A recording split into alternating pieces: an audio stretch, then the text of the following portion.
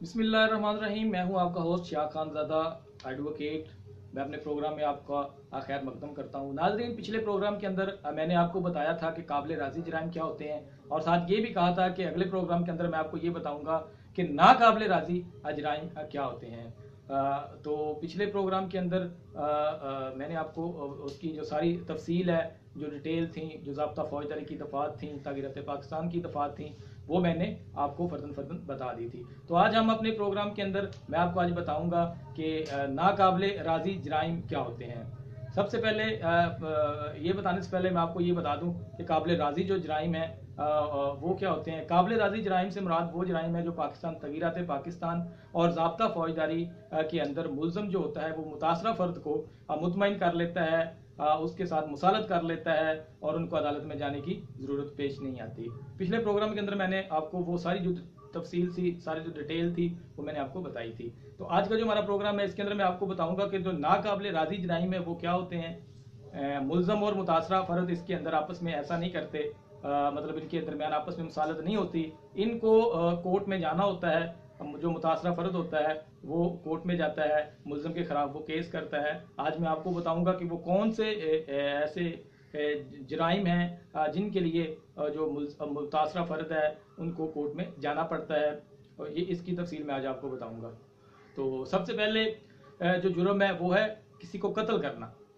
अगर किसी को कोई कत्ल हो जाता है तो उसके लिए हमें अदालत में जाना पड़ता है, यानी कि जो मकतूल के वारिस होंगे वो अदालत के अंदर जाएंगे, अदालत के अंदर जाके केस फाइल करेंगे जिसके ऊपर ज़ाब्ता फौजदारी की दफ़ा 302 लगती है। उसके बाद अगर किसी के जरिए कत्ल करवाना, इसके ऊपर भी ज़ाब्ता फौजदारी दफ़ा की 303 जो दफ़ा है वो लगती है, और इसका जो इख्तियार होता है वो भी मकतूल के वारसीन के पास होता है, वो अदालत में जाते हैं।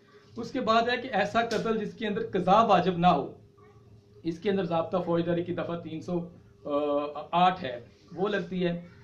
इसका जो इख्तियार होता है वो भी उसके जो वारसान होते हैं उनके पास होता है। उसके बाद है किसी को शुबा के अंदर किसी का कत्ल करना, इसके अंदर ज़ाब्ता फौजदारी की दफ़ा 316 है, उसके तहत वो अदालत जाएंगे। इनके अंदर जो सुलह का इख्तियार होता है वो भी मकतूल के वारसों के पास होता है। उसके बाद है गलती से किसी को कत्ल करना। गलती के साथ अगर किसी का मर्डर हो जाता है तो उसके ऊपर ज़ाब्ता फौजदारी की दफ़ा 316 है, वो लगती है, और इसके अंदर भी जो सुलह का इख्तियार है वो भी मकतूल के वारिसीन को होता है। उसके बाद अगर तेज ड्राइविंग करते हुए हम किसी आदमी को कुचल देते हैं, उसकी डेथ वाक़या हो जाती है, तो इसके ऊपर ज़ाब्ता फौजदारी की दफ़ा 320 है, और वो लगता है, और इसके अंदर जो सुलह का इख्तियार है वो भी मकतूल के वारिसीन को होता है। उसके बाद कोई लड़ाई झगड़ा होता है, हम किसी के जिस्म का कोई ओजू काट देते हैं, फर्ज करो किसी की टांग टूट जाती है, किसी का हाथ टूट जाता है, किसी की मतलब कान नाक कोई भी हमें कोई इंजरी आ जाती है, तो उससे इस तरह जो मुतासरा फ़र्द होता है लेकिन इसके अंदर जान सेव रहती है, इसका जो सुलह का इख्तियार होता है वो भी मुतासरा फ़र्द के पास होता है। इसके ऊपर 300 दफ़ा 334 है, वो लगती है, और इसके अंदर भी हमें अदालत में जाना ज़रूरी होता है। उसके बाद अगर अरादा कत्ल करने की कोशिश करते हैं लेकिन कत्ल नहीं होता है, इसके अंदर सिर्फ जस्ट इसकी कोशिश करते हैं हम किसी को मारने की, लेकिन वो मरता नहीं है, बंदा जिंदा रहता है। ठीक है, इसके ऊपर भी ज़ाब्ता फौजदारी की दफ़ा 334 है, सॉरी पिछले के ऊपर 324 थी, इसके ऊपर 334 लगता है। इसके अंदर भी जो सुलह का इख्तियार है वो भी मुतासरा फर्द के पास होता है। उसके बाद है कि सजा, जिसे सजा कहते हैं, यानी कि सार और जिस्म के अलावा कोई चोट वगैरह आती है तो उसके ऊपर जो दफ़ा है वो 337 ए लगती है, और इसका जो सुलह का इख्तियार होता है वो भी मुतासरा फर्द के पास होता है। उसके बाद आ जाता है जरा, यानी कि सार और जिस्म के अलावा कोई जिस्मानी चोट हमें आ जाती है, इसके अंदर भी जो सुलह का इख्तियार होता है वो भी मुतासरा फर्द के पास होता है, और इसके ऊपर ज़ाब्ता फौजदारी की दफ़ा 337 भी लगती है।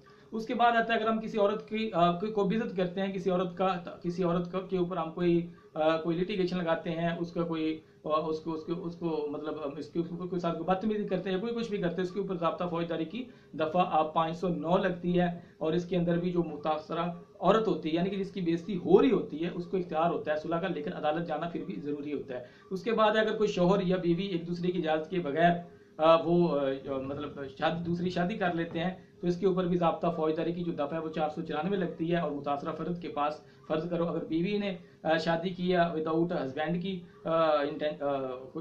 इजाज़त के बगैर, तो उसके ऊपर लग जाएगी, अगर आदमी ने किया तो उसके ऊपर लग जाएगी। तो ये तो था जी आज का हमारा छोटा सा टॉपिक। नाकाबिले राजी जराइम के बारे में। तो इसके अलावा भी काफ़ी सारे जुर्म हैं जिनके सिलसिले में हमें कोर्ट जाना पड़ता है। और इसके अलावा और हमारा जो प्रोग्राम का एक शेड्यूल होता है कि हम अपने प्रोग्राम के एंड के ऊपर कुछ सवालात होते हैं वो भी हम शामिल करते हैं। तो आज हमारा जो सवाल है, किसी ने हमसे पूछा है कि अगर तलब करदा शख्स ना मिल सके तो समन की जो तकमील है वो कैसे मुमकिन है।